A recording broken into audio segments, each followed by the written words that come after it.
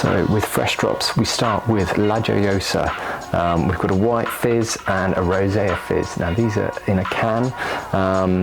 First one's 100% Glera, comes at about 10.5%, just a really classic Prosecco style.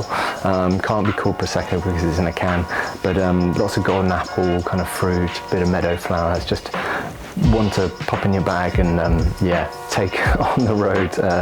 Great for a train journey.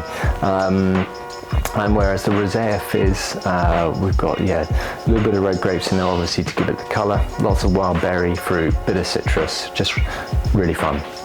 Then we have Langue de Méduse Rosé from Chateau Sainte Rosaline. Now this fantastic kind of cru classé producer down near Aix-en-Provence. Really stunning property, fantastic vineyards, and this is one of their iconic cuvées. It's a Grenache dominant blend, but with lots of different kind of grape varieties in there. There's a bit of the kind of local specialty, Tiburon, bit of Caladoc. It's a really kind of mineral style, lovely kind of texture and kind of palate weight, little florality to it, but really, really smart, and beautiful kind of iconic bottle. And from Domaine Paul Mas, now this is brand new to us, Parcelle Belguette from the Languedoc. It's a white wine, a blend of Grenache Blanc, Roussanne, Vermentino and Viognier. Really kind of ripe style, it's a kind of ripe stone fruit, really expressive, a little bit of kind of small oak barrel fermentation here, aging here, but really kind of one of those knockout wines. So yeah, well worth giving that one a go. So then we have Jean Bouchard. Now this is our new Burgundy agency. First time we're showing it. Fantastic producer with scope throughout Burgundy. Actually based in Beaune, part of the Albert Pichot family estates. It was purchased by them in 1955, but this wine comes from the Mâconnais, so we're in Mâcon Milly-Lamartine, a really lovely kind of slightly flinty style, good freshness to it. There's 20% of it's aged in oak, and it's got lovely kind of peach and apricot fruit, but we're really excited to start showing these wines. Then from there we move to Friuli, and a grape that I absolutely adore, Friulano, and it's kind of, well, definitely, I mean, this could have been in Weird and Wonderful, but it's quite an esoteric grape. It's got a completely different profile, certainly palate weight, I think, is a really interesting kind of aspect to this, but you get this kind of real meadow flowers. It's something that really captures that kind of heathland of the lower alpine areas. Wild rose, bit of orange blossom, and the palate can be quite spicy, so really interesting kind of alternative white wine, this one, and it's got, yeah, that bit of weight, so kind of great with food. Sticking in Italy, we've got Geografico's Rosso di Montalcino. So this is from their Corte di Pazzi winery. So it's the younger sibling to the Brunello. These wines made because Brunello obviously has to age for so long, and this, as a result, is a bit lighter, ready to drink obviously sooner, and got really kind of very vibrant fruit. So yeah, cherry, strawberry, really good acidity, and kind of lifted aromatics.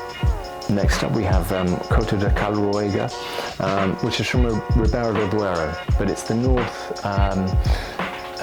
western area, part of the region, around the historic village of Calruega, and this area is defined by being quite high up, so there's a bit of altitude here to play with, which obviously kind of helps retain a bit of acidity, keeps stylistically the wines are a bit fresher.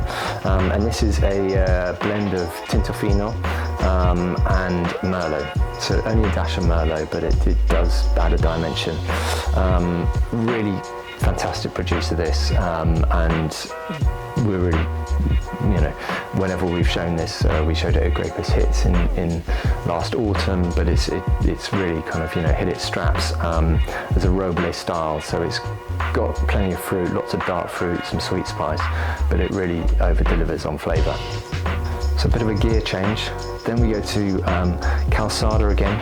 Now this is I spoke about Patusco. This is the rosé. So a really fun, kind of slightly more effervescent than, well, more pétillant Vinho Verde style, but with, yeah, kind of lovely little red berry character coming through.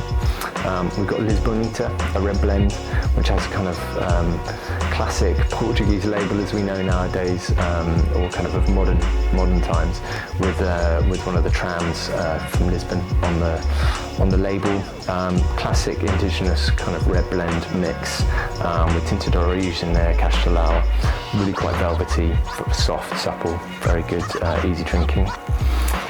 Then we got Painted Wolf, now Pictus 10, which is a Sauvignon Semillon blend, so a Bordeaux inspired blend, and Jeremy has certainly had some fun with this wine. It's about 60% Sauvignon, 40% Semillon from Heritage certified vineyard, and you've got to love Jeremy's approach with this. It's wild yeast, it's a portion fermented in oak, some of it in amphora, some of it in plastic egg. He's had a lot of fun with the winemaking on this, and it's got just, it shows. It's got lemon, bit of bruised apple, kind of straw character to it, bit of wet stone. It's just, every time you put your nose into it, so you get something else. So a really, really interesting wine, kind of showing some great winemaking chops. And then we've got the Ventisquero Wine Estates Chilano range. So this is very much a tribute to Chile, really smart new labels and some kind of classic Chilean expressions of Sauvignon Blanc and Merlot. We've got Beyond Shadows, which is a kind of a Victorian inspired label with the shadows, and very much kind of an homage to the past, a kind of legacy of generations of vintners in the Lujan de Cayo. I'm not sure I ever say that correctly, but and this is kind of, yeah, producing a concrete tank, so very fruit forward style, very supple tannins, but really smart, you know, inside and out.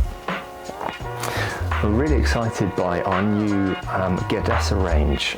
These are two Greek wines from the Peloponnese. So first time, well, certainly for me, trying them.